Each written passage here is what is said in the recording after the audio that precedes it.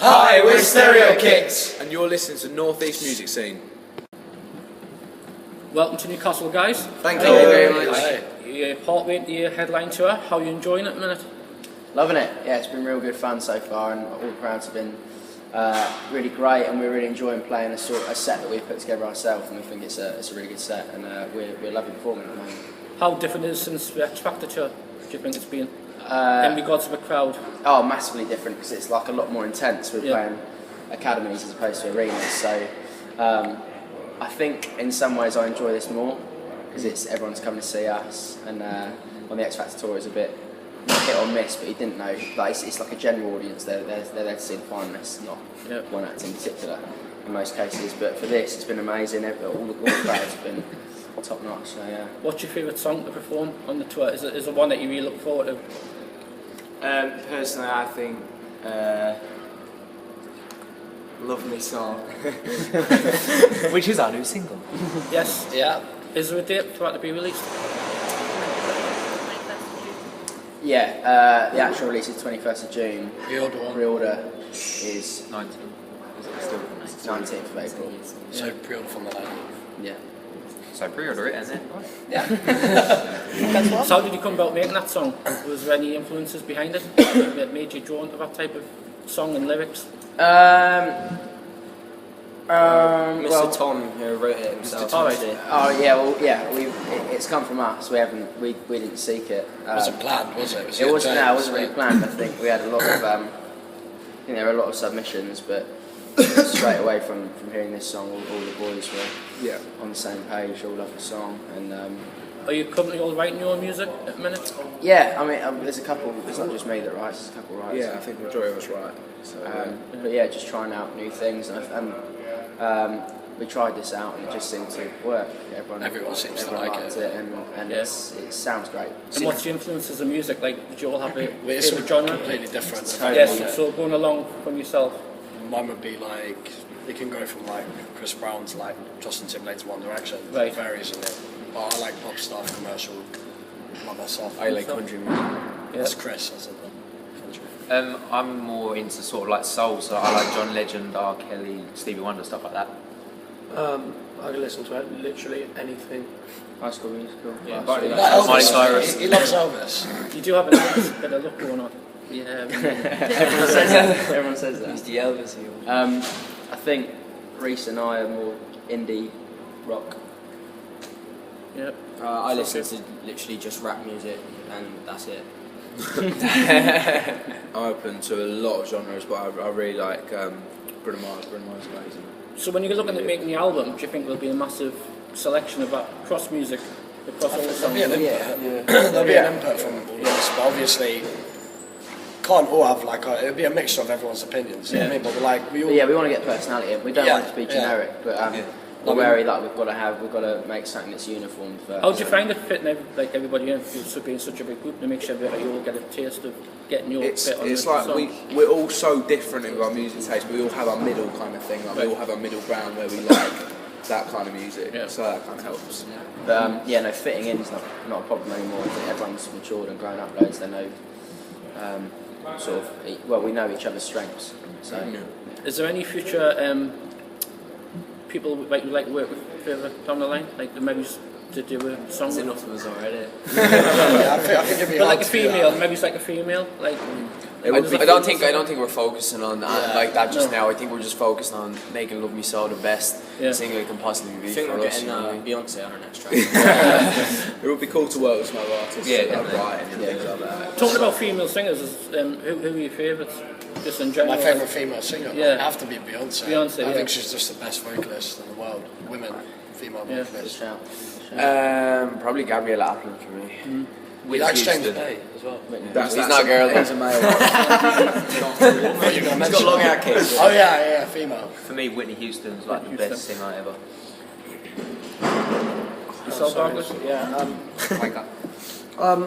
I don't know. I really like Just Jay's voice. I think she's incredible. I'm with Beyonce. Beyonce. Yeah, Beyonce and Rihanna's Yeah, Rihanna was shout. So fit. I don't actually listen to a lot of female vocalists, but Oh, Jessie J is unreal. Jess Glynne's just coming through. Yeah, she's got cool. great. She's cool. She's what? She popped in. She's coming through. No, but She's gone through there. her new track's so cool. There she is. No, she actually is playing. Yeah, she's here tonight. Cool. How are you finding social media? Do you tend to try and use it as much as you can? I know you're... Yeah, Charlie and Jake. Some of us are better at it than others. Charlie and Jake are really good. So who would you say would be the top one or two people? Me and Charlie Jake. and Jake, Those on the social media? Yeah, no, it's really good actually because they're amazing. They're like proper hardcore followers and fans. They're amazing. It's like when we released our single after the gigs, we put it on Twitter that we announced that we're releasing our single. It's trending. And like literally 10 minutes after it was trending all over the UK. Hashtag Love Me So was everywhere. Brazil, USA. Worldwide as well. I think we've did a good few times since the start. We got like fan bases in like Brazil, Argentina, like, literally everywhere. Like we had a fan video made for us the other day that had like 20 different countries putting their input into it, which is amazing for us. And it grows and grows every day. So it's amazing. That's what we want. Yeah, I think like you look at the success of One Direction. I think it just knocks down all the barriers, gets you out there around the world a lot faster than say if you came back in the 1990s where you used to have to do all the school tours. They're so powerful, they really are. We say let's get it trending, and they get it trending. You know what I mean? They've been a big help. Very loyal fans. Apart from your music, at the minute, is there any music that you're listening to at the minute? Like that's your favourite, you know, like Chris, you on the music scene. Yeah, Chris, you listen. I'm loving James Bay at the moment. I Bought his album 3 times. I think his stuff is incredible. You know, he's really on it. And I think Last night I downloaded Shawn Mendes' new album and it was yeah, I think I was going to ask about that. so good. Like, I've not had a chance to listen to it yet. I'm with Chris on that though. I prefer James Bay's album. yeah, he likes James Bay as well. I actually met him on Sunday. We had a gig here at Oh, really? the Student Union, and such a nice, down-to-earth bloke. So if you ever get a chance to meet them, It's weird as well. Like I said, I usually listen to like rap music, but it's not usually my thing. But I listen to the album, and I think it's amazing. When he was Still download Love Me So though. Ahead of James Bay and Shawn Mendes, still download Love Me So. If you like Shawn Mendes, please download. I know it's early days yet, but can you see yourselves touring the world? You mentioned you had in other countries. I know you want to build your foundation. We'd love to have the opportunity to do that. That's the dream. Like, that's the dream, man. You got to have that goal. You know, what I mean, everywhere you go, whatever stage you get to in your singing career, you've got to aim higher. All the British groups seem to be like hitting America a lot better now, faster moving. For some reason, Brazil's massive for us. There's a lot of support in Brazil for us, which I don't know why, but we're desperate to get out there. It's not realistic at the moment. Australia's quite a big place on North. There's a lot of British people getting dotted around. But there's literally like support. The US fan base is everywhere. Yeah, like it was a real shock for me. Like especially like that Love Me So trended in America like the same night as the trend in the UK, because that was incredible. They did broadcast the X Factor for the first time or on the States. So that must have helped massively. That opened up a whole new audience. Yeah, definitely. Apart from you guys touring and doing your music and all that, what do you do in space downtime? Do you have any hobbies? Do you collect anything? Is there anything that might not? Chris likes losing at FIFA.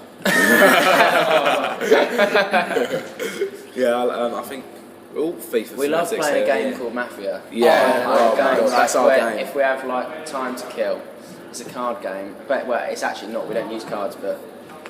Explain the game. So it's like we'll be sat in a circle, and you're assigned assassin, cop, medic, or just a civilian, and no one knows who each other is, whose role is who, and the assassin can kill anyone, and then basically through the procedure you've got to work out who the assassin is. So I know who's lying and who's telling the truth. To everyone, I think everyone does. It's complicated unless you play it. It's a great game. It kills time. So Barclay's the best at it. Barclay's good at it. Barclay's really good. Scary. We had a drive from Aberdeen to Sheffield, and that was like 7 hours. And for the whole bus journey, all we did was play that. Literally made it go so fast. It was good. How have you found it travelling around the UK? You know, you mentioned you've got a bit of a hardcore fan base. Do you tend to get a lot of fans following you around the UK? Hunting out and stalking? It's weird, like they know where we're staying before we know where we're staying. I think I goes down to social media again. I think Twitter is, you know, you go on Twitter straight away and you see. It's mad. It's stereotypes. It's everywhere. like one girl spot you and then she'll put it on Twitter and then her mates will come on and then more people, and it's just you end up with about 100 girls on side your time. Me, Casey and Jake went shopping for some clothes, and there was about 10 girls there, and they all tweeted to all their friends, and then by the time we got out of one of the shops, there was like 60 of them. Last night we finished our gig in Liverpool, and as we were driving off, the fans chased us up the road, but the van stopped for a second, and as it stopped, some of the fans grabbed the door and pulled the door open to try and get in at us, and then Paul, who's looks after us, is cool, had to slam the door closed. After a lot of the gigs, they chase after our tour bus and we leave. It's like mental to see that banging on the door, like running like. Are you getting used to that? Or you come to terms with it? You never get used to it. So just comes off with. No, like you never get used to it. You know what I mean? It's great. We love it. Yeah. We want it to stop. Oh yeah. But I mean, like you said, when it's like stopping the bus and causing me harm, you know, it's crazy. Like, wow, Beatlemania is such, you know, that's what it seems like. Yeah. Somebody looking from the outside, it's wow. It was very weird. It was in London first, wasn't it? Yeah, it's odd because like when they're like chasing us down the street, like people like come out of the shops to like see what's going on, and that's like really cool to like look out the window and see people like, well, what's going on over there? It's causing a stir. I think the funniest one was when we done our headline gig in Islington in London, and we were leaving the venue, and the fans somehow knew what route the bus was going to take, so they set certain fans up at this little checkpoint thing, and they like lay across the road in like a people roadblock, so the van couldn't move over them, so they blocked the road so we couldn't get out. What? Where was that? I can't remember. Do you not remember that? When did that They laid out in front of the bus. We couldn't get out of the venue, didn't they? 'Cause they stood in front of the. Yeah. They couldn't. Oh yeah, They didn't lie down. They stood in front of it, like they didn't let it move. It's mental. What do we do? we just didn't run around. I can confirm we didn't go through them. Who said that? It's a bit of a tense moment. Good. Right, bit of a simple question. Food and drink. Domino's. Yeah, I was going to say, do you have a preference? Domino's and Coke. Yeah, we will. Domino's, or do you like... Bit of Nando's. I'm a Domino's and Nando's fan. Yeah. Every now and again you get a meal deal from like a service station or something. Yeah. Do venues have this mysterious black card at Nando's? Oh yeah. Do they exist? I've Are they been even told real? they do. Yeah, they do. I'm not sure if No, they're they real. don't. Yeah, they do. Yeah, they do. I think it's a myth. They don't, mate. Google it. I've Like never seen I one. spoke to the woman that worked at Nando's last time we were in there. She said yes. Yeah, someone knows the guy who like. you ask them? Casey No, I googled said it. Exactly. Google. Let's talk about it later. It's Google. I think it's a myth. I think it's a myth. You reckon? I'll show you what Nando's actually put a thing out, but it's none of my business. Do you all live together? When you first formed, did you all like... In the house, yeah, the X Factor house. We did. No, or separate the X Factor? No, we couldn't. We all miles apart. Like, Tom's Southampton, Bartley's Devon, James is Essex. So you all didn't hook up after the X Factor for like a month? Whenever well, obviously we were on the tour together, but then whenever we have something on outside of X Factor, so like this tour, prep for this tour, we have some apartments in London that we all meet up because we have to do tour rehearsals and stuff like that, stay in temporarily. But otherwise, we haven't got a place where we all sort of congregate and just... So it's all studio stuff if you want to write together? Yeah, it's all FaceTime or stuff like that. Yeah. Skype and all that, yeah. Who's the best cook among us? Well, you should probably change that to who can cook. Oh, sorry, who can cook? Me and Chris can cook. Yeah. Barkley, can you cook? I can cook. Yeah, I can cook. I can read the instructions on He the can boxes. put a pizza in the oven. I can cook. Do you not remember when I cooked chickens on toast? How are you finding the TV appearances, like when you go on all these different shows, you know, these people that I've seen on TV for years, and now you're like on Celebrity Juice. Yeah, Tom had a bit of a dream come true. All that. What's your favourite show, you know? That Celebrity. Yeah, that's it. It's like, you can't believe it's in work, really, do you know what I mean? Like, it is like, we all watch it, so it was absolutely surreal to be in there. It was weird being on X Factor, but then coming out and still getting TV work is so important. And we get to, like for the song, for the tour, we get to promote by going on TV, and it's what we love to do, it's what we do best. So Do you prefer the later slots on telly like that, or do you prefer any slot on TV? You know, like from this morning to like celebrities. I know you got to be careful what you do on both shows. Yeah, totally different audience. Totally different audience, I guess. Like this morning, it's more family orientated. Very celebrity juice. Anything goes, really. Yeah, no rules. But I think we've sort of adapted and learned. We've been media trained. We know what to say and what not to say. Could you see yourself doing your own show maybe one day?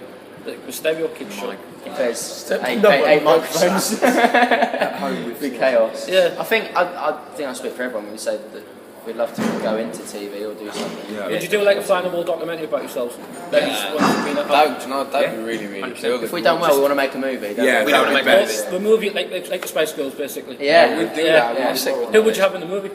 Any actors or actresses you can think of? Mila Kunis, I'd have in there. Definitely Michelle Keegan. What's her name? She was on the phone the other day. Margot Robbie. Yeah. I'd have James Bay.